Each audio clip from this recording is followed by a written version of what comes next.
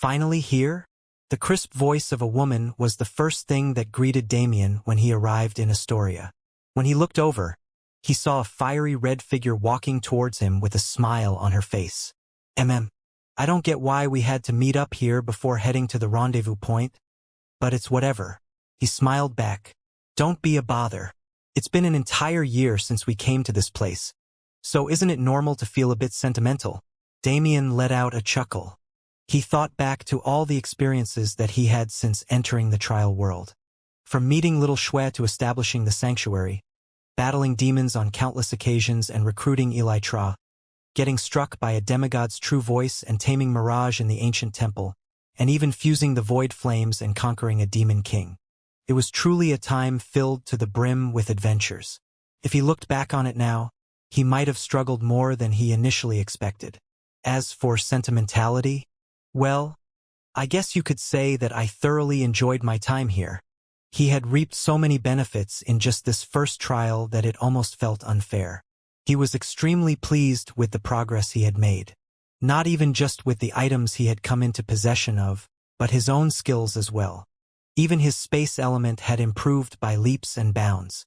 To have been able to increase his teleportation range to 10 meters in here, where the spatial suppression was leagues worse than it was in the 3000 Beast Mountain range, he couldn't wait to see what it was like when he returned back outside. But if we have to talk about who had the biggest improvement, wouldn't it be you? He quipped as he glanced at Feng Qinger. In the year since they had arrived, she seemed to have become more beautiful. A slight air of maturity had begun to mix with her original rebelliousness.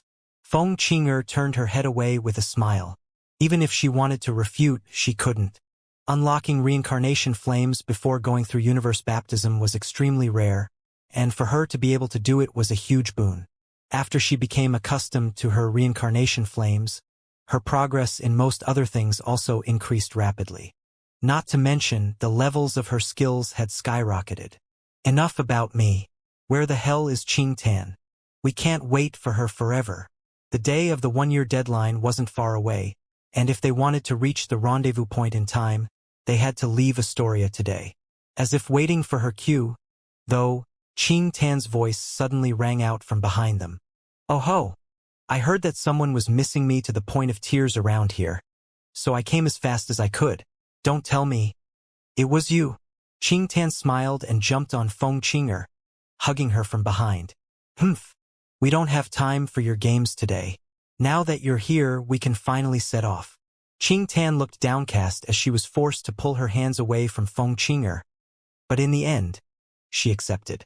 Playing around was fun, but not at the cost of being stuck in the trial world forever.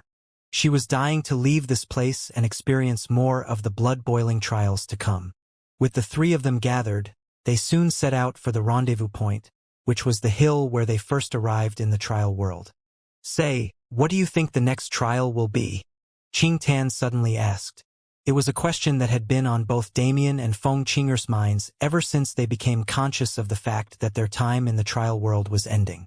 The first trial was something fairly straightforward, but ended in then having prolonged conflict with the demons. They had also found out many truths that they didn't expect to be present in a simple secret realm. If just the first trial was like that, what would the rest be like? Damien inwardly hoped that it wouldn't be anything so complicated. Although he didn't mind the trial world's plot twist that much, he would definitely mind if he kept getting used as a tool in the fight between two divinities. It wasn't his purpose in the primordial undying realm, nor was it something he had any interest in. But at the same time, it was an issue concerning the Nox, so a certain part of his brain always urged him to get involved even deeper. The easiest kind of trial would probably be something dealing with comprehension or pure combat like this one, but I doubt they'd reuse that idea again. Comprehension would be nice, but it feels too straightforward for this secret realm that always likes to do the unexpected.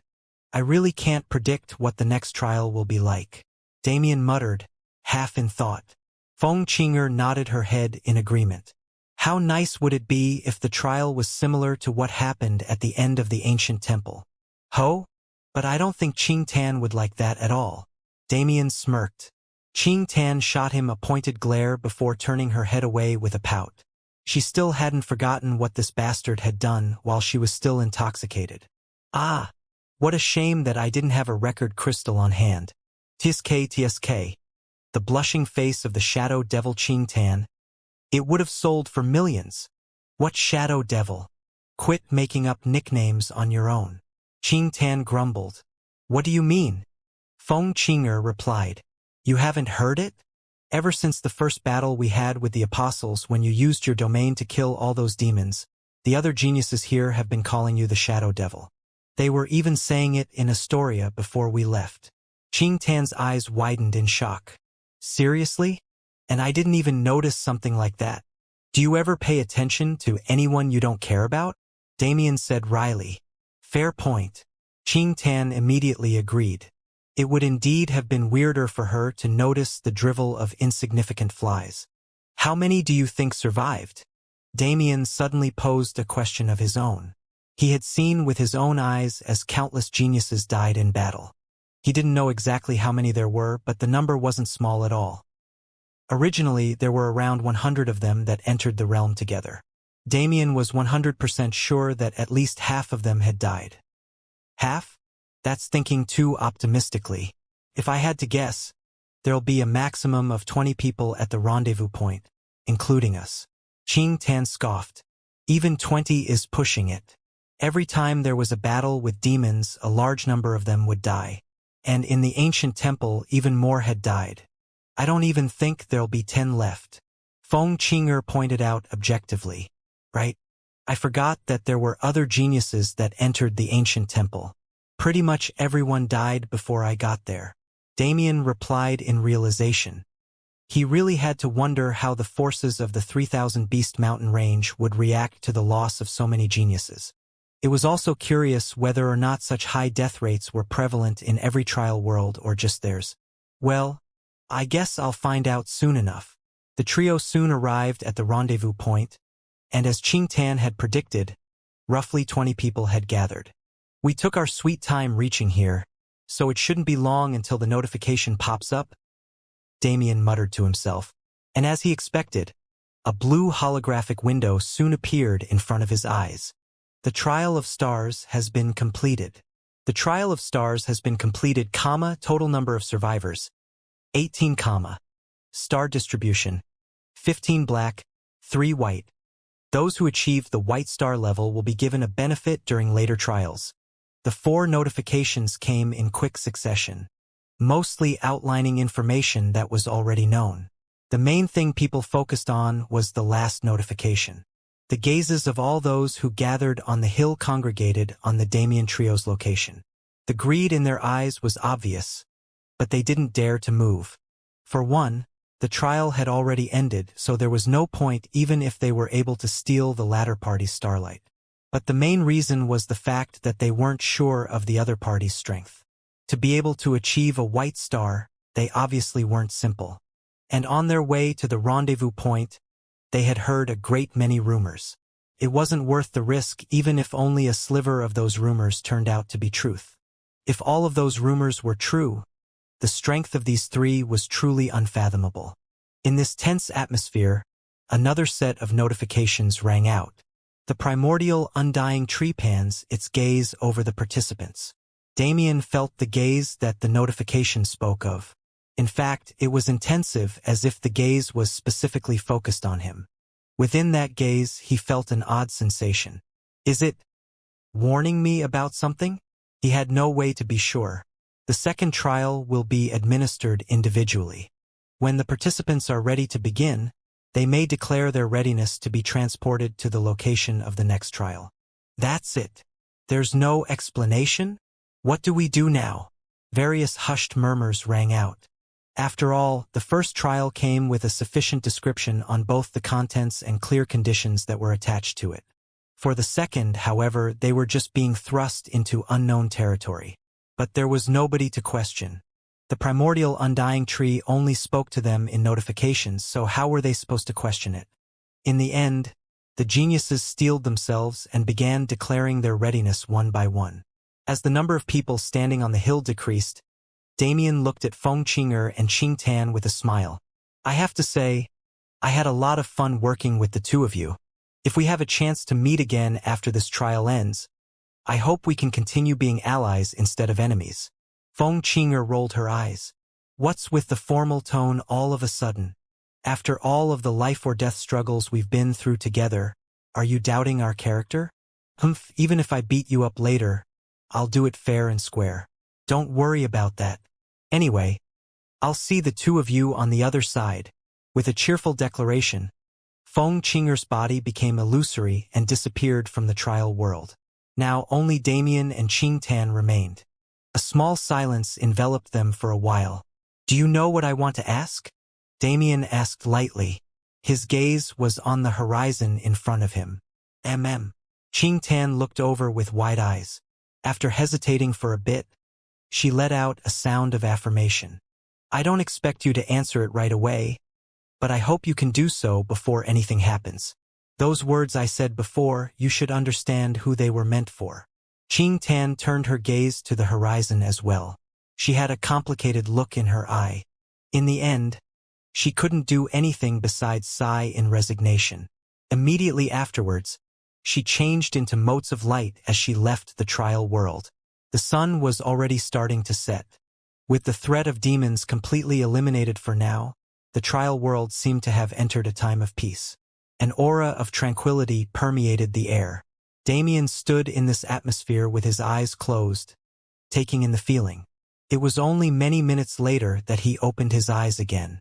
I really hope things aren't as they seem. The primordial undying tree, the Nox demigod known as the demon god, the power struggle going on within the primordial undying realm. He didn't want to add anything else on top of that. But there was nothing he could do besides continue forward. After steeling himself and circulating his mana in preparation for the next trial, he declared his readiness. The feeling of spatial mana enveloping his body soon overwhelmed his senses, leaving nothing else but darkness on all sides. Darkness. On all sides there was only darkness. The walls, the ceiling, the ground, they were all enveloped in darkness. Even after his eyes adjusted, it didn't seem to get any better.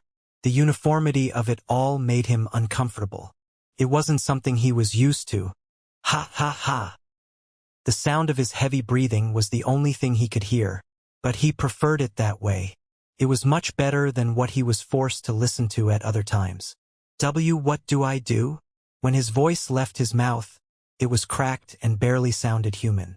He didn't recognize himself anymore. Who was he? Why was he alive? Why was he here? He didn't want to think anymore. Thinking would only lead to further harm. It's all a dream. A nightmare. This isn't happening. He was feeble. He was weak. He already knew this. They told him about it so often that it had been ingrained in his mind. For him to be thrown into such a situation, it had to be a dream. He stumbled through the darkness. His steps didn't carry a hint of strength. He weakly collapsed on the floor. I can't do this.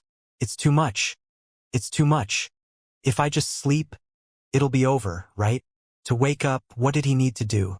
He had never lucid dreamed before.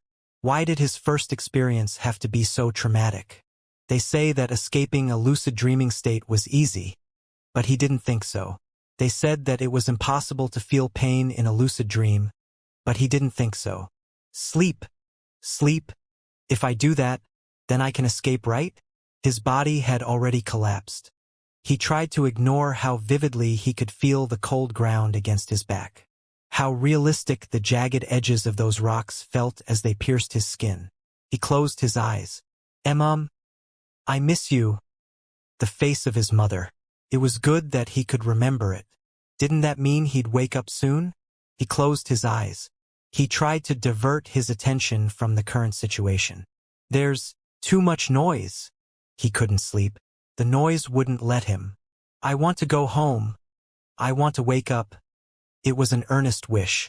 He was pleading to anyone who could hear him, but unfortunately, there were none. He opened his eyes. The uniformity of the place made him uncomfortable. He couldn't get used to it. The walls, the ceiling, the ground, it was all rock. Even if the rocks looked different in some places, and had different textures when they came into contact with his skin, it was all still rock. I can't do this. He wanted to go home. He wanted to go home. He wanted to go home. Survive? Is there even a point? He couldn't accept it. He wanted to wake up. But no matter how many times he tried to escape this nightmare, he couldn't. Today marked the second day. The second day that he was trapped in this dungeon. Darkness. No matter what else changed with the hours, the darkness present in the surroundings was the only thing that stayed consistent. In the distance, the roars of beasts could be heard intermittently ringing out. The mana fluctuations of battles between them emanated. In a dark cave somewhere on the floor, a boy sat curled up in a ball. It was all too much. Just yesterday he had been living a solid life. It wasn't a life he wanted, nor was it a life he was proud of, but at least it was a life. Sure, he had been in dungeons before. He had even killed a few beasts. But was that ever through the use of his own strength? Every kill he got was achieved by stealing from others. A dungeon was a dangerous place. Even 6 years after the World Awakening, they weren't places people could just go without preparation. To raid a dungeon, a large team was required. Not only for attacking, but also for healing and collection. To enter a dungeon alone? It was unheard of. But it wasn't like he entered by choice. Why? It wasn't like he didn't understand why he ended up in this situation. He just couldn't accept reality. The fact that he was friends with a girl that happened to be a bit more beautiful than the rest. Was that justification to put him to death? He resented it, but it was the law of the world. With strength, nothing was impossible. Whether it be strength or backing, the one who pushed him into the dungeon had both. Meanwhile, he had none. He was angry. He was furious at the law of the world, and he was furious at the fact that he was put into such a situation. But even greater than that fury was his fear. A fear which translated into hatred for everything that caused him to feel it. If it wasn't for him, Jean Horton. Even if he was destined to die in this dungeon, he would carve that name into his heart and never forget it. If it wasn't for her, Elena Pierce, his best friend since childhood. Even if he wasn't thinking straight, he knew it was stupid to resent her. She didn't bear any blame for the current situation. In fact, she might have even prevented such a situation from happening to him countless times in the past without his knowledge. If it wasn't for her serious injury this time, perhaps it would have been the same. But his mind wasn't stable. He couldn't control his emotions. Regardless of what logic told him, he couldn't help but resent her. Resent her for what? For being pretty? For being loyal? It was resentment without reason, but the fact that he couldn't find a reason for it only made his resentment grow fiercer. I'm hungry. He couldn't eat, though. Eating meant mutating into a horrendous beast. Even if he had to die, he wouldn't do it in such a way. I have to level up. It wasn't a thought born out of strength. When one's level increased, their stamina would also recover a bit. Even if it wasn't much, it was still something. Since he couldn't eat, he had to level up. That way, he wouldn't be hungry anymore. I have to survive. It had only been a day since he made an oath to survive, since he forged a will to do so. But saying he would do it and putting it into motion were two different things entirely. He desperately wanted to hold to his oath, but every time those bestial roars rang out, his body would freeze in fear. He didn't have a choice, though. He was a coward, sure. He was weak, sure. But he had survived on Earth for so long on his own. He desperately clung to life. He worked any odd job he could get. If it was necessary, he slept on the street to lower the amount of money he spent on himself. All the while supporting his mother and paying her hospital bills so that she could survive as well. He had built up a certain pride after surviving for so long in a hopeless situation. It was a dog's pride, sure, but it was pride nonetheless. He wouldn't allow himself to die if he didn't at least try to survive first. His trembling hands reached out to the floor next to him and grabbed the hilts of the two rusted short swords he had found yesterday. He slowly stood up and walked out of the cave. But there was no way it would be easy to just hunt. Wolves, tigers, bears, all the beasts he ran into were massive and ferocious. He didn't have the strength nor the courage to fight against them. He hid behind boulders and crawled along the dungeon floor, avoiding the beasts he saw but couldn't fight. He barely had any mana in his body, so even if these beasts noticed him, They ignored him since it wasn't even beneficial to devour him. Kill, eat, evolve. This was the entire life of a beast without intelligence. Since he couldn't benefit their evolution, they instinctively cast him aside. Even in a land of beasts, he was treated like trash. He wanted to laugh at the bleak outcome, but he couldn't even force it out of his throat. Instead, he kept crawling. And after hours of such actions, he finally stumbled upon something that looked doable. A group of small rabbit-like beasts that were moving through the dungeon. As he watched, he noticed that one of the rabbits had fallen away from the rest. A chance? If it was a rabbit, he should be able to do it. All he had to do was run up and stab it with his blades before it ran away. That way, he'd get at least a little experience. After the main group of rabbits had escaped his line of sight, he made his move. He ran forward with everything he had and ambushed the rabbit from behind. His short swords plunged downward without aim. As long as they stabbed into the rabbit, it was fine. But at that moment that the short swords were about to pierce through, the rabbit hopped forward. The efforts of his reckless charge were all for null. Before he could even understand that he had failed, the rabbit turned a full 180 degrees and hopped towards him. In that single hop, it had already arrived at his position. Its little arms looked so innocent at that moment. But in the next, frightening claws elongated from within. They slashed forward. Blood spurted into the air. His face paled. He couldn't even scream. While he was still in shock, he backed away. He couldn't feel his left leg. But that didn't matter. That terrifying rabbit was coming towards him again. He continued to back away. He turned around and ran. But he only had one fully functional leg. He limped at the fastest pace he could to escape. But that pace wasn't fast at all. The rabbit caught up without difficulty and slashed again.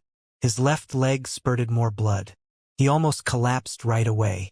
But the pain didn't come immediately. His mind was too shocked to register it. His vision went dark and a feeling of dizziness. Even as he tried to limp away, he couldn't tell which direction he was moving in. He didn't know how he escaped. Or maybe he didn't escape at all. It was just at some point, that rabbit stopped chasing him. He limped and he limped. He was too far away from his original cave. His consciousness was already fading. He found a nearby rock that was close to the dungeon wall. The space between the two was barely enough to fit his skinny body into. He crawled into that space and hid. And then the pain finally hit him. Trigger warning. The following chap has some stuff about self-harm and suicide, so just be mindful. HH? A piercing screech tried to leave his mouth, but he quickly bit his tongue to stop it. Even if he was an idiot, even he knew that making so much sound would only attract more beasts to his location. Pitch ack? Muffled noises intermittently left his mouth as he tried to cope with the pain coming from his left leg. It was burning but also cold. With his body stuck in such a tight space, his leg kept bumping against the rocks, making the pain even worse. Ha-ack! Before he even realized it, tears began to spill from his eyes. It hurts. It hurts so much. Why is this happening? I just want to live. Why? His thoughts were incoherent. The dizziness in his head was only getting worse as his blood loss intensified. He remembered scenes from a few movies he watched. Looking at his shirt, he moved his arms and tore off the sleeves. Then he wrapped them around the wounded area and tied them up. Bleg! It was his first time seeing the wound. It was horrifying. There were 3 massive gashes running down from his knee to his ankle. Whenever a space opened up in the blood leaking from them, he could clearly see the white bone inside. The fact that his own leg could look so mangled, he almost vomited on the spot. But he swallowed back the vomit that forced its way into his mouth. He was already hungry. He couldn't let any food out of his grasp. The pain only became worse. He didn't even know if the shirt pieces would help. But he didn't want to look at the wound again. Even if he wanted to, he couldn't do anything about it. His consciousness was fading. With tears still streaming down his cheek and blood still spilling from his leg, he passed out. It was his luck that he survived. He had a regeneration skill from the moment the system awakened. It was a slow process, but the muscles in his leg were being pulled back together and healed. By the time he woke up, the bleeding had already stopped. The gashes were still there, though. He couldn't walk without limping anymore. He wanted to stay in this spot forever. He didn't want to go back outside and risk suffering so much again. But just like before, he didn't have a choice. If he didn't go out and level, he would starve. If he starved, he'd die an even worse death. He didn't have resolve. He only had a basic human craving for survival. That was the only thing pushing him forward. But it was enough. He was able to get up and return to that rabbit from before. But he decided to do things differently. To kill it in one strike, that's what he had to do if he wanted to be successful. Of course, he had the capability to do it, but it was a double-edged sword. But he didn't have any other choice. He used his skill. A skill that would have been enough to make him a top hunter on Earth if he had a body that could handle it. He hid behind a rock and watched the rabbit. When he saw an opening, he teleported. His blades pierced the rabbit before it could react. Then, he teleported back to his original spot. Cack! He coughed up a mouthful of blood. His insides were churning from just that much teleportation. How was he supposed to keep doing this? But even while thinking so, he still did it. He waited for his injuries to become lighter and used the same strategy to hunt. And as he did so, he gained a level. At that moment, he felt some of his hunger alleviating. At the same time, he felt his injuries become somewhat better.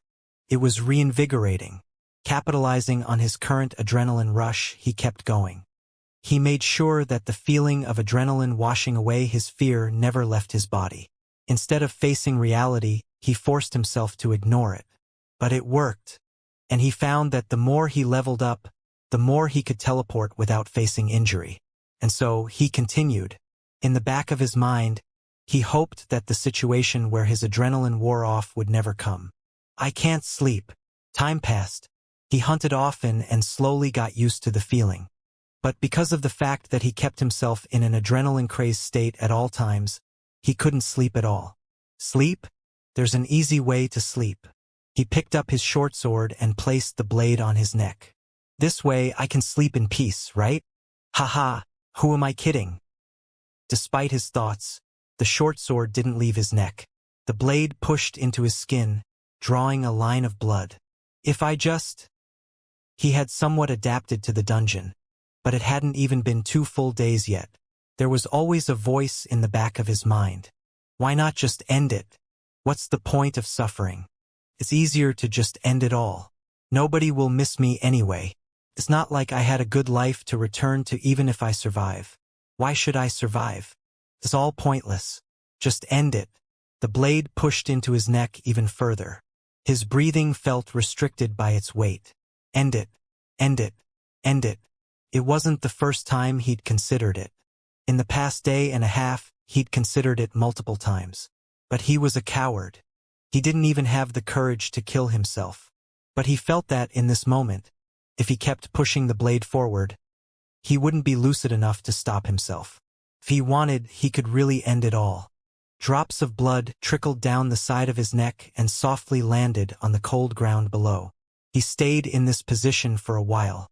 The blade didn't move forward, but he didn't pull it away either. The drops soon accumulated into a small puddle. I should just... stop. He violently threw the blade to the side. It fell to the ground and the cracks on its surface became slightly bigger. Stop. Stop. Stop. He clutched his head. The voice within wouldn't go away. I won't. I won't end it. I won't. He vehemently shook his head. Die. End it. Everything is pointless. Even if I level up, my body is still too weak. I won't ever be able to escape. This dungeon is my grave. So I should just end it all myself. It's better than being eaten by beasts. Why be stubborn? Stop. Stop. Stop. Get out of my head. He staggered over to a nearby wall. What's the point of revenge? Jean Horton isn't a person someone like me can touch.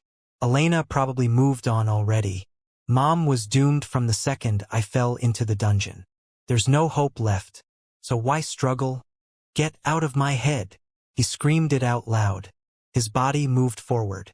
Bang! His head heavily collided with the wall in front of him. Get out! Get out! Get out! Bang! Bang! Bang! The impacts were loud. Dull sounds rang out with every one. Blood oozed from his forehead. Just fucking leave.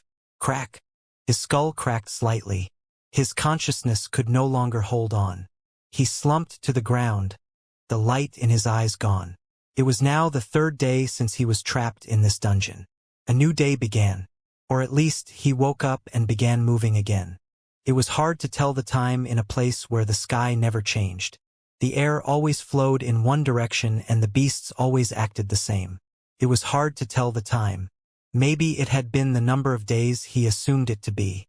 Maybe it had been less. He didn't know. He was slowly starting to forget about how time used to flow.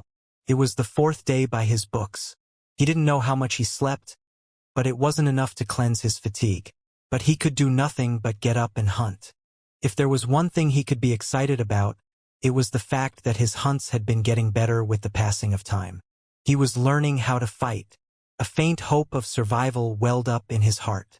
He looked at the wolf corpses on the floor below him.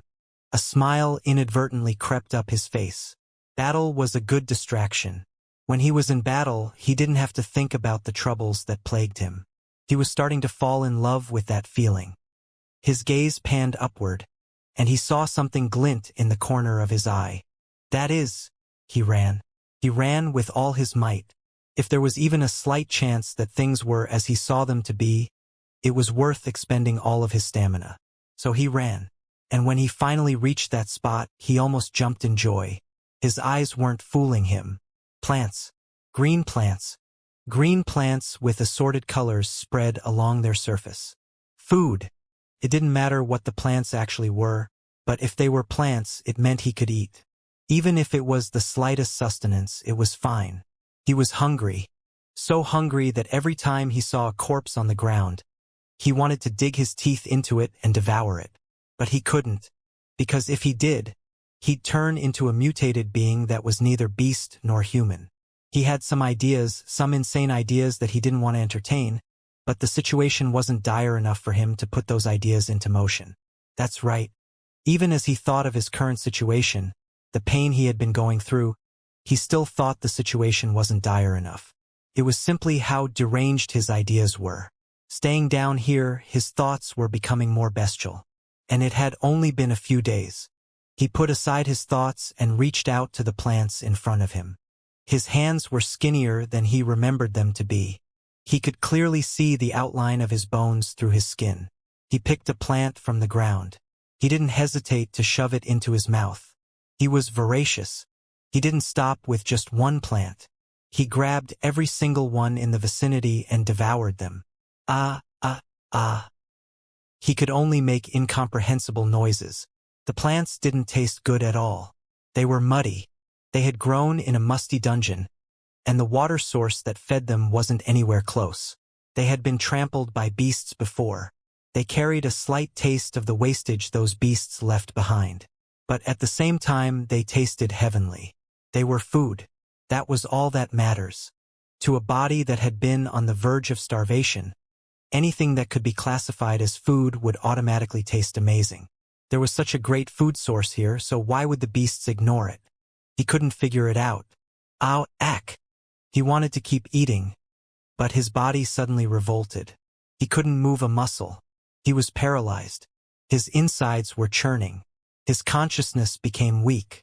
A disgusting feeling spread through his body, like a thick sludge was entering his bloodstream. Bleg! He inadvertently vomited. He hadn't eaten in 3 days, though, so it was mainly just stomach acids. And blood. Mouthful after mouthful of blood that were vomited from his mouth. It was so violent that his body began to cramp. But he was paralyzed. He couldn't even hunker down or scream in pain. His eyes rolled back into his head. He began foaming at the mouth. Bloody tears left his eyes. And soon after, trails of blood began leaking from the rest of his 7 orifices. He was seizing up. Blurg! This time, chunks of meat were mixed in with his vomit. But he hadn't eaten anything in 3 days. That meat was pieces of his internal organs that were forced out of his body. The sludge in his blood made his body feel disgusting. It was a feeling that somehow managed to stand out even in the pain he was going through. It didn't just spread, though. Steam rose from his skin. His body started to heat up uncontrollably. Sweating was good. It meant that his body was trying to expel the poison from his pores. But the reason he was sweating was different. His blood, it was boiling. It was burning, evaporating away and becoming steam that left his body through his pores. The boiling blood was circulated through his body along with the disgusting sludge. It only amplified the horror of his current situation. He had been reckless. He had been too starved for any sort of sustenance. The adrenaline rush helped him ignore the feeling. The thick mana in the atmosphere did the same. But in the end, when he saw hope right in front of his eyes, he couldn't resist. He was desperate. He was going to pass out again. He couldn't believe it. How many times had he passed out from pain since he became stranded here? It was embarrassing, but his pride was slowly being whittled away. After all, the poison he ingested just now was vile. His mouth wasn't the only exit to his body that was being utilized to try and extract it. His intestines were also being affected by its spread. He could feel a disgusting substance leaking through his pants. He wasn't at a level where he could ignore the urges of his body. He just hadn't eaten anything in 3 days, so his body had nothing to digest. But now, everything he had digested even before he was stranded in the dungeon was being forced out of his body. After this event, he would no longer be able to simply ignore his carnal desire for sustenance by ignoring it. He wanted to stop such a situation from occurring at all costs. But he was paralyzed. His blood was evaporating, leaving him even weaker. His body functions were in the process of shutting down. He could only endure the humiliation he brought upon himself, while also enduring the searing pain that racked his body. His consciousness was forced to hold on by the intense pain. Even if he wanted to pass out, he couldn't. But eventually, his mind wasn't able to bear the torture anymore. It shut down, and he passed out again, in a puddle of his own blood and excrement. How did he survive? Once again, by some miracle, he survived. The poison was gone from his body when he woke up, but the aftereffects remained. If he didn't eat soon, he would really die. For a human to die of starvation, it would normally take roughly 2 months. For a human to die of thirst, it would normally take 2 to 4 days. With the introduction of mana, these limits were somewhat surpassed, but the level depended on the amount of mana one had. For him, starvation and thirst were still things that could kill him in a week. That was if there were no extraneous circumstances. Even without mentioning the poison, he had been running around and accumulating fatigue for days on end. Not to mention how often he got injured and had to cope with the blood loss. It was only normal for those time limits to be rapidly shortened. He had to eat, and so when the 5th day in the dungeon dawned, he became fiercer in his hunting.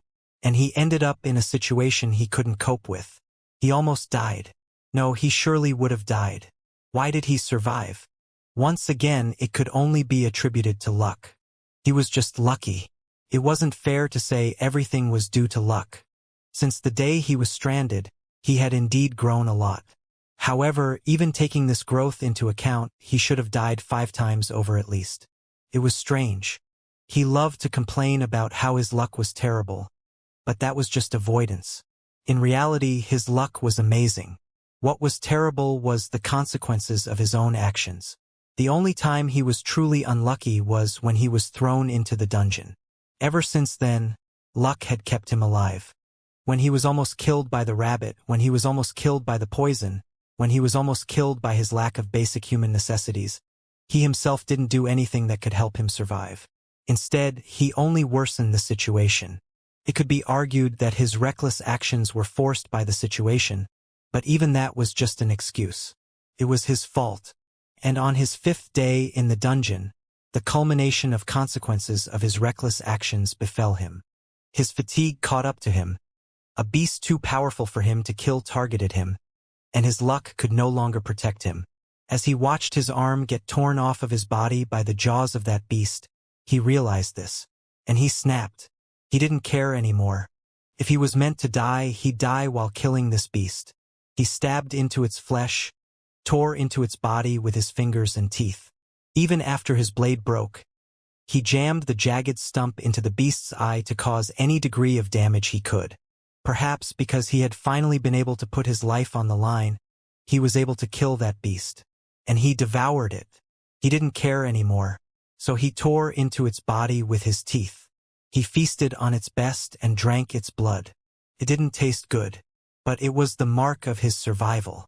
So he ate and drank without pause. But it wasn't like that beast died immediately.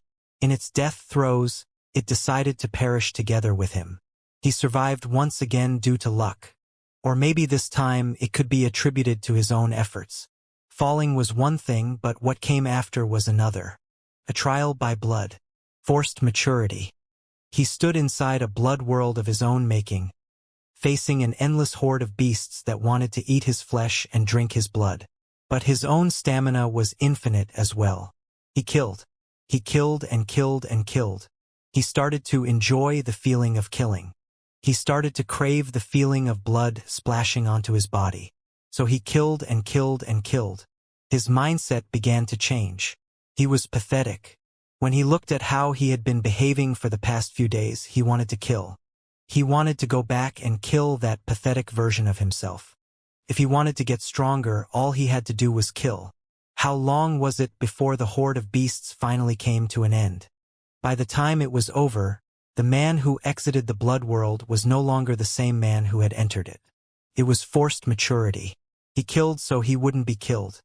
He did so until killing and becoming stronger became the only thought that occupied his mind. Revenge? Could wait. He needed strength to get revenge. His mother? She could wait. He needed strength to cure her of her illness. Everything could wait. Strength was above all. He regained consciousness at some point. He seized his body and took control over his bestial instinct. Or did he? Maybe he just merged with it. After all, he wasn't much different from the version of him that was possessed by that instinct. The only difference was that he was capable of conscious thought. An indomitable will forged in fire. That was what he liked to delude himself into thinking he had built. But he was wrong. It was all just the delusion of a man who was falling into the depths of insanity. The only thing he had built was bloodlust. Bloodlust that trumped his fear and allowed him to continue forward without it. But at least he wasn't pathetic anymore. He wasn't sniveling like a bitch on the floor after every battle. He wasn't coughing up buckets of blood every time he teleported. He had achieved his first class. He had achieved a perfect mutation. He now had the qualifications to grow stronger. Who cares how he got it? So what if he didn't earn it himself? What was the point in being hung up on pointless matters like that? He moved through the dungeon. He cleared it floor by floor. He killed and he killed. He devoured and he evolved. He loved the taste of blood on his tongue, the feeling it gave him when it splashed on his body. He loved the pain. The pain of evolution meant he was growing stronger. The pain of injuries was just proof that he deserved to become stronger. But it wasn't easy to maintain his insanity. Every once in a while, he would have moments of lucidity. I'm lonely. I'm tired. I don't want to do this anymore. The thoughts would flood his head. It was hard to get rid of them. They were his true feelings after all. The feelings that he hid within a sea of blood and a mountain of corpses. I want to go home. But where is home? Earth wasn't a home anymore. He had been cast aside by Earthlings long ago. He only realized it after he was stranded here how little he cared about Earth. The only thing left for him there was his mother. And his revenge. And just like that, his bloodlust resurged. Malice clouded his mind. The feeling of blood, the taste of blood, the pain and the thrill of battle. Those were the only things that could quell his insanity. Life in the dungeon continued. Compared to how it was in those first few days, it had gotten considerably better. But it was lonely, incredibly lonely. The only solace he had was during battle. Whenever his battles ended, he would be forced to face his loneliness once more. He found himself in a state where he sought constant stimulation. Without it, he would truly go mad. When it wasn't battle, it was training. When it wasn't training, it was anything else he could think of. Even after so long, his fear didn't completely go away. And even though it had been quelled for the most part, he still needed to cope with his current situation. It had reached a point where he forgot about everything other than the dungeon. His life was the dungeon and the dungeon was his life. Was there a way to stave off the insanity that threatened to consume him? He found himself reminiscing, not about people nor about events from his past. Instead, he reminisced on characters he used to read about, people who would end up in similar situations as he was now. But they weren't the same as him. They weren't pathetic trash on the inside. They braved every danger with pride and cool indifference. They challenged the heavens as if it was the most natural thing to do. He wanted to be like them. He wanted to become them. Who was he? What was his identity? A sense of identity was incredibly important. Without it, he would be no different than any other beast in the dungeon. He had already somewhat become one of them. He had his own territory on the 20th floor. No beast dared to challenge him. Even if he descended, there were still many beasts that didn't dare come close after sensing his aura. But at the same time, there were beasts that wanted to contend with his hegemony. Naturally, he fought these beasts, and he indiscriminately slaughtered every other beast on the floor afterward. If he had to give a reason, for strength, to kill, to eat, to evolve, this was his life. So without a sense of identity, without anything to keep him human, what would he be? His end goal was still to leave, to escape, to go home, to get revenge, to cure his mother. How long had it been since he was stranded in the dungeon? Enough time had passed that the flimsy will he had originally built up had blossomed slightly.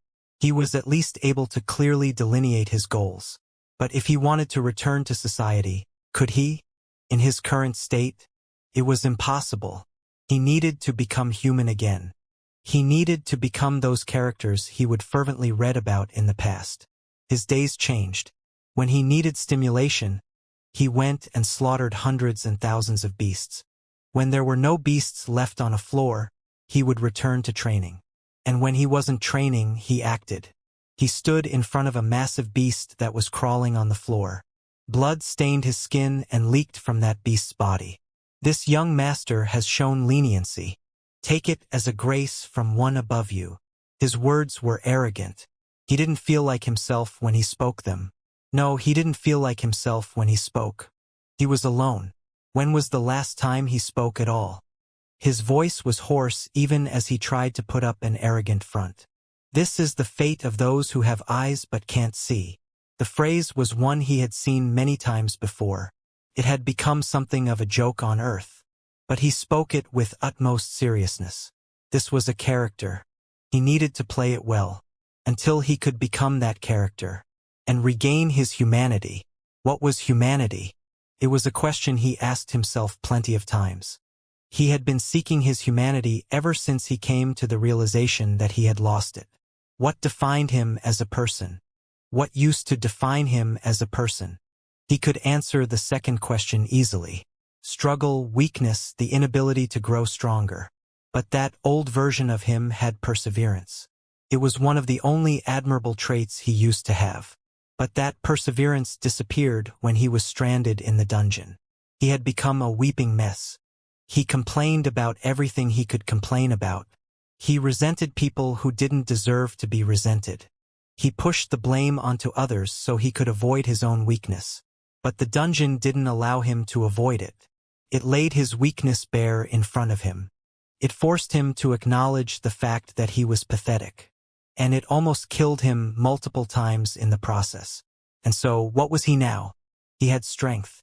That was what he had been chasing after for so long. That was the ultimate goal he had ever since the world awakening. Why then did it feel so empty? Why did it feel like his strength didn't matter at all? What was he missing? That missing piece, he had judged it to be his humanity. He had become no different than a mindless beast. He killed, he ate, he evolved. What else did his life constitute? What did he look forward to every day? What did he work towards? His overarching goal didn't matter. He didn't have a method to escape. He didn't think he would find one anytime soon. How long would he be trapped in this dungeon? Perhaps, by the time he exited, his mother would have long succumbed to her illness without his support. Perhaps, The target of his revenge would have become a figure that even with his newfound strength, he couldn't touch. He felt like his thoughts should drive him to work harder, to try harder to find an exit to the dungeon. But it didn't work like that. For such determination to be born, the prerequisite was hope. Hope that the chance of success existed. He didn't have that hope. He didn't have humanity either. The only thing he had was the dungeon. To kill, to eat, to evolve. He didn't have any other thoughts in his head. Well, there was one. Blood. He had become addicted to it. Sometimes, he found himself unable to sit still if he didn't feel the blood of beasts on his skin for too long. He didn't question this feeling. He just went out and hunted to quench his thirst for blood. It was then that he realized something was wrong. Something inside of him told him that he should be questioning his sanity. But why question it? If there was nothing else to do besides killing, shouldn't it be a good thing that he enjoys it? At least that way he wouldn't get bored of the monotony of his life. But he still ended up questioning it. He wanted to regain a semblance of sanity. Perhaps that wish alone meant that he was on the right track. He hoped so. He hoped. It was a good thing that the concept of hope had come back into his life. He was becoming more like those characters he emulated. But he hadn't become them yet. If he had done his job properly, he wouldn't be questioning himself anymore. He would act as he saw fit, and he would do so with confidence. It was still uncomfortable. To speak, to act, to show consideration for those around him, it didn't feel like he was himself when he did it. But he would continue without fail. Until it wasn't uncomfortable anymore. Until he became what he was pretending to be. Constant practice over an extended period of time made that uncomfortable feeling vanish slowly. He began to embody what he wanted to embody. Instead of feeling like he wasn't himself, he started feeling like he was becoming someone new. It wasn't a bad feeling. And finding references to different shows and novels he used to love in his everyday life brought some flavor to his monotonous life. Things were looking up. And then, something new happened. He felt a strange sensation when he looked at a certain beast. Something that he felt would help him regain his humanity even more. That was the only reason he saved it. Because he was curious about this new stimulation he was receiving. But that was enough of a reason. New stimulation was always welcome. So he saved that beast. He killed hordes and hordes of beasts that chased it while doing so. He missed the feeling of being drowned in the blood of his enemies. It had been a good amount of time since the last time he was able to feel it. After he did so, he grabbed that beast and ran. It was exciting. His blood was boiling, but in a good way this time. He was being chased. It was a real dragon. An existence he had only seen in fiction until now. And on top of that, it was an entity at a level of strength that he couldn't even hope to win against. He felt like he was back to being the same pathetic person he was when he first arrived in this hellish place. That pathetic weakling had returned. Except, this feeling only excited him more.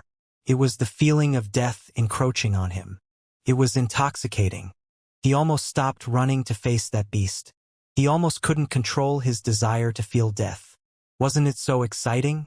The boundary between life and death. Walking a thin like that could lead to his demise at any misstep. Wasn't it riveting? The feeling of being crushed by an opponent and still managing to regain the upper hand. The feeling of blood intertwining as both sides piled up injuries. He almost stopped in place. He wanted to die while feeling that feeling. It was exhilarating. It was a drug that he couldn't curb his addiction to. He wanted to die at that beast's hands, but he also wanted to live. As he found himself stuck in a conundrum, he felt a new stimulation, a new sensation. His attention was quickly grabbed. He went to find the source of that sensation, and he found himself in a man-made construct. The first one he had seen in a long time. As expected, following the new stimulations he received would always lead him to something fun. Having fun was the best. It was the only thing he lived for. Even if he escaped the dungeon, he wanted to keep having fun and finding new stimulation like this. It led to a life that was worth living. He sat in a chair. It was a good chair. He loved the feeling it gave him. He looked at the beast he saved. Should I kill it? He wanted to kill it. His body craved its death. His eyes only saw red. But there was a sensation, a stimulation that he wanted to follow. That was telling him to keep it alive. So what should I do? He stood up and walked over to that beast. It was small. His single hand was easily enough to crush its neck. If he squeezed a little harder, its bones would snap like twigs. What a satisfying sound that was. What a satisfying feeling that was. There was no blood, but it was still a greatly cathartic feeling. But he couldn't bring himself to do it. His curiosity was too strong. A new stimulation. What would it bring him? He realized that he only had a single arm. It had been too long since he lost it.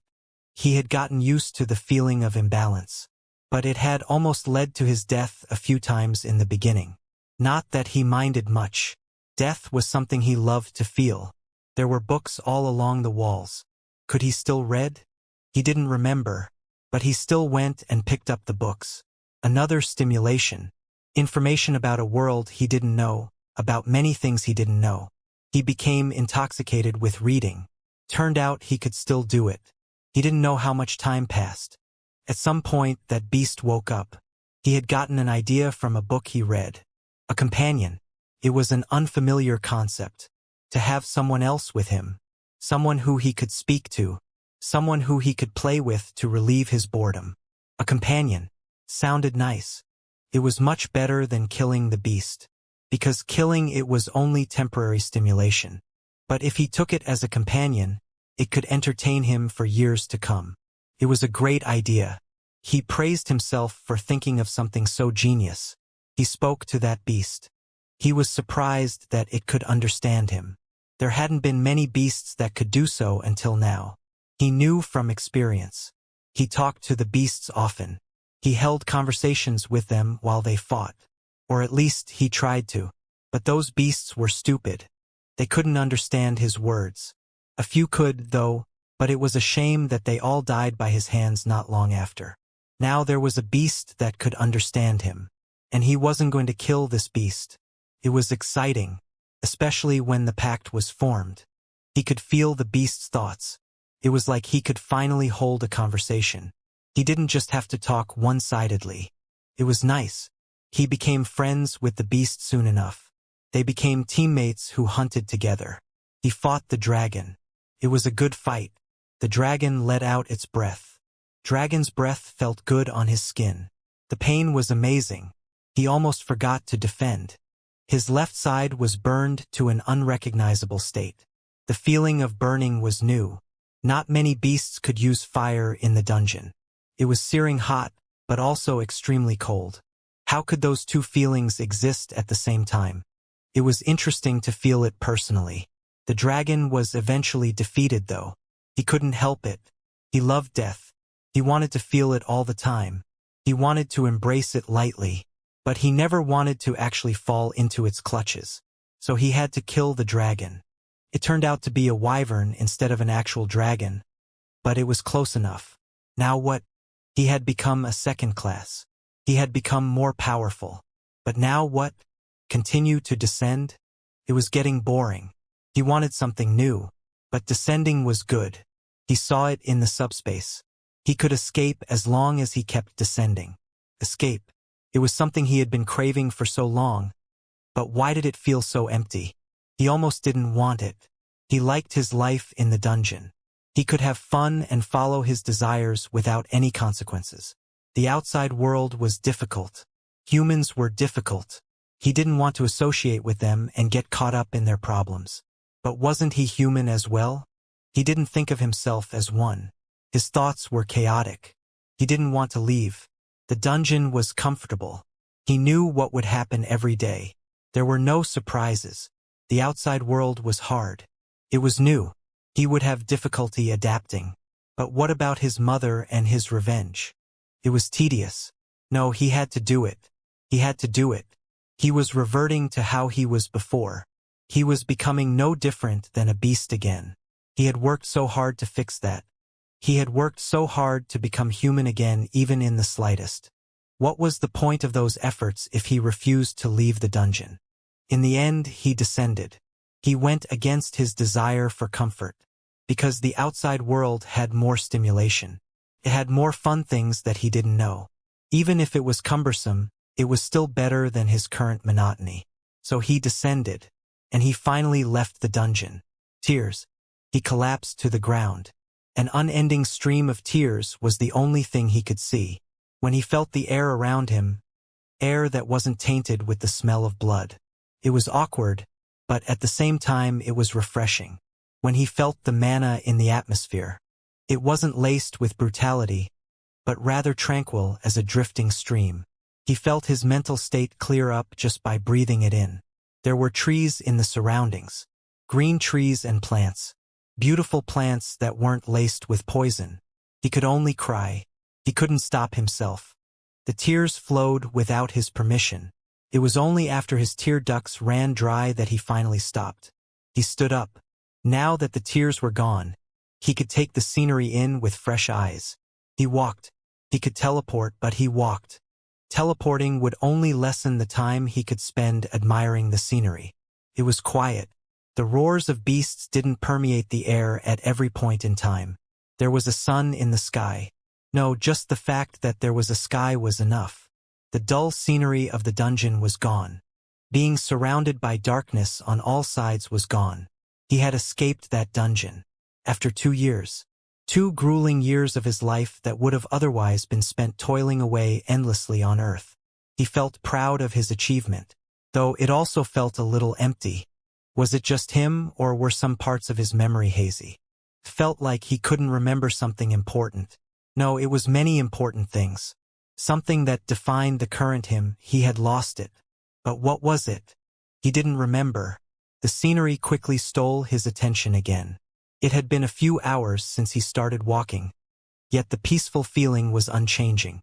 It was awkward, uncomfortable even. His hands were itching. Why were his hands itching?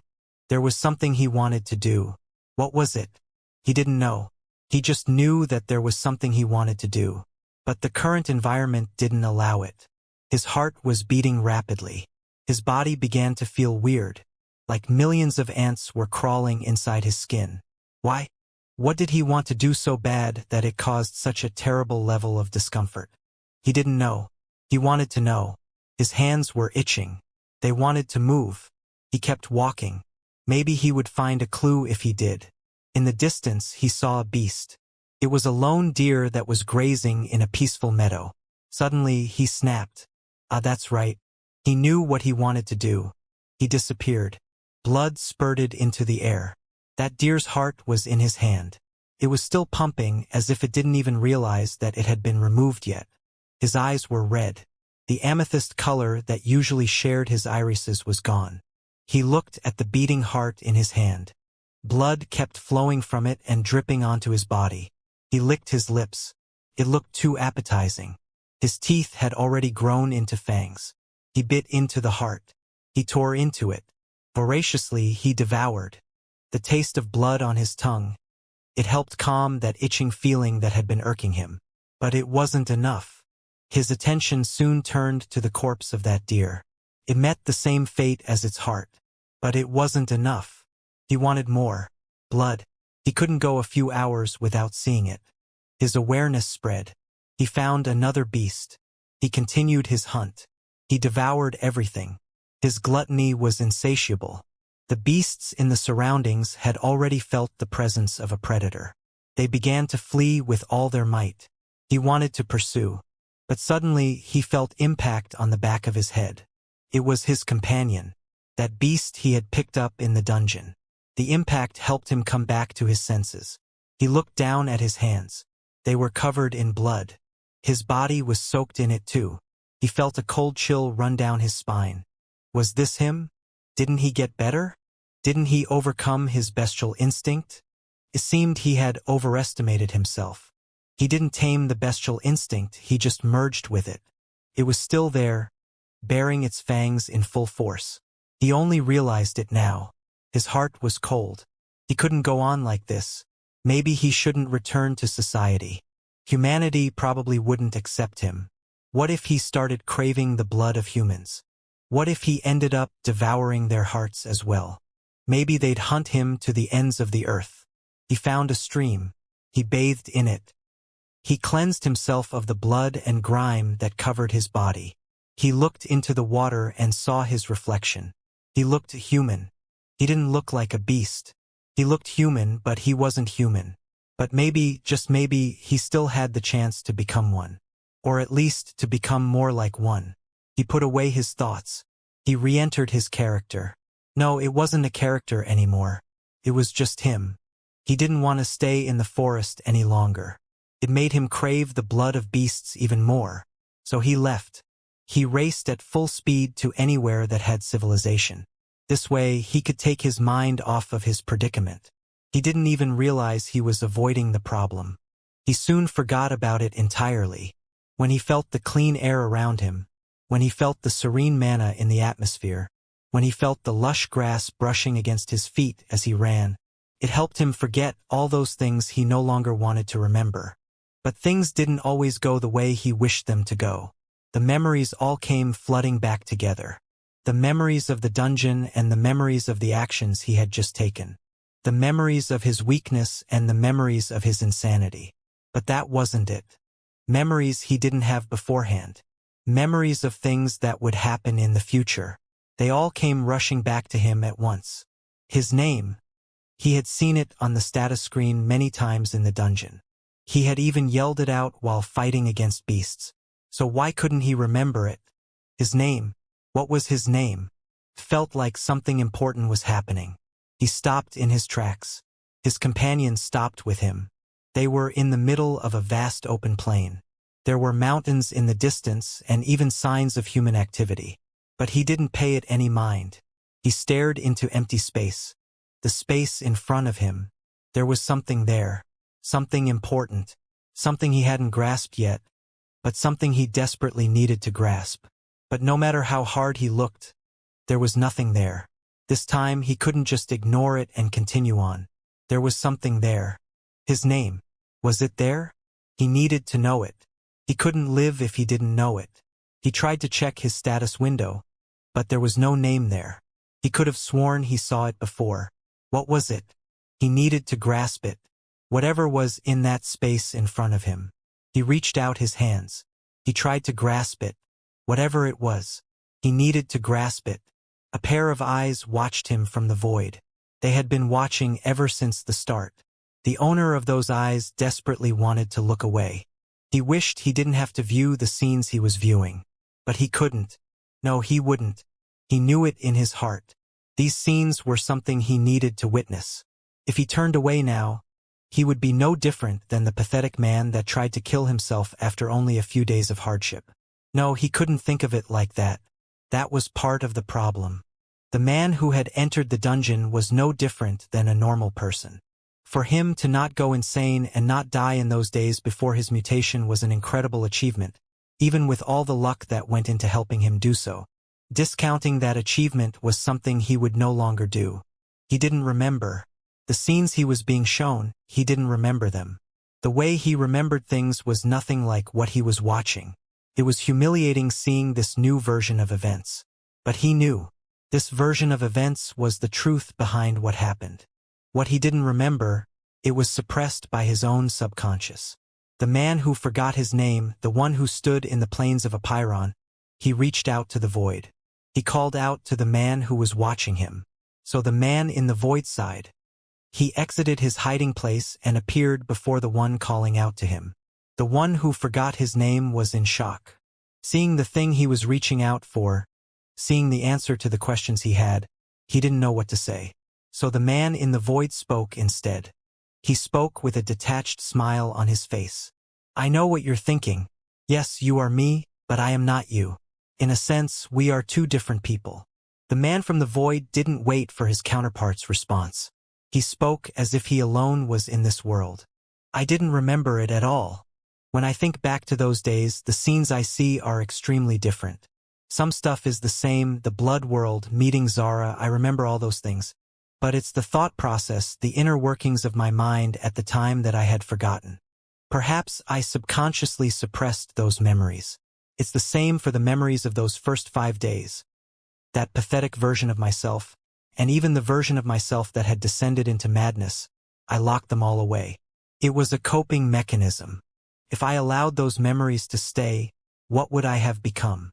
It seems my brain decided that it was too much. For the sake of returning my humanity, everything I didn't want to remember was thrown away. But what did that do to me? I have to admit that due to that, I was indeed able to return to society, but I can't say it was all for the best. Those memories, the trauma associated with them, caused many problems that I still to this day am working to solve. At least I know that my insanity was quelled for the most part. That thirst for blood that you have right now, it doesn't act up very often. It's shown itself a few times in the past few years, but it's insignificant in the grand scheme of things.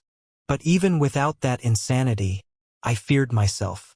I subconsciously feared the side of me that had forsaken humanity, the side of me that would have devoured a human if it meant tasting new stimulation. And while fearing that side of me, I was also incredibly ashamed of the pathetic side of me that was showcased in those first 5 days. Because in the deep recesses of my heart, maybe I believed that I was still that pathetic person. The man from the void looked at the sky. He didn't realize that the man who forgot his name was slowly fading.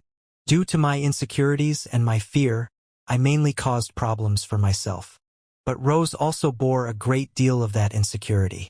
Even though I boldly took her as my woman, I never treated her as such. But that's something I've been regretting for a long time now. It was only now, after seeing my old memories again, that I realized I had wronged somebody else even more, Elena. Before he was stranded in the dungeon, he held feelings for her that he repressed due to their social situation and his own family situation. However, upon being forced to endure the psychological torture that the dungeon's atmosphere had on an ordinary person, his mindset became chaotic. He resented her. Even in the memories he was shown, his resentment wasn't portrayed as much as it should have been. Most likely because it had been suppressed even at that time, only existing in the deep recesses of his mind. But it still existed. It didn't go away just because he didn't think about it. In fact, every time he thought of his hatred for Jean back then, his hatred for Elena grew as well. It wasn't even a conscious thing. If he had control over it, he would have put a stop to it immediately. But he didn't, so it kept growing. That immature part of him that wanted to push all the blame onto someone else, it chose Elena as the receiver of his misguided grudge. He hates himself for doing that, but it was all in the past. He didn't have the ability to change it. When he entered the Eternal Secret Realm and went through that illusion trial on Godspark Mountain, he was able to experience a timeline where the world didn't change, where he and Elena could grow their childhood love into something real. It was only at that time that his subconscious hatred was assuaged slightly. So when he met her again on Earth, he was able to talk to her like he did before. He was able to treat her as a friend. But because of his subconscious grudge, he wasn't able to feel the same love for her that he once did. He was reminded of it during that illusion trial, but he couldn't feel it himself. The only love he felt towards Elena was towards the version of her in that trial. So he neglected her. He ignored her feelings and continued acting as her best friend. It was a cruel thing to do. He thought it was because he was still sorting out his feelings for her. But he only now knew the real reason. It was the immense guilt and regret he felt because of how he used to think of her in the dungeon. That subconscious hatred for her and the hatred for himself because he thought of her like that. He couldn't fix it though, because he simply didn't know. He could go and say that it wasn't his fault because of this. He could find a number of excuses to justify his actions towards her. But he wasn't going to do that. He accepted it fully. He was a scumbag. A scumbag who had walked over his best friend's feelings and treated them like they were worthless. Maybe he didn't even deserve Elena anymore. But he didn't care. There was only one way he could make it up to her. He resolved himself the second he came to the realization. Elena was his woman. Regardless of what others said, regardless of anything else, she would be his woman. And he would right his wrongs by giving her the world. No, even the world was too small. If she so wished it, he would conquer this entire universe and gift it to her on a silver platter. Just to prove his sincerity.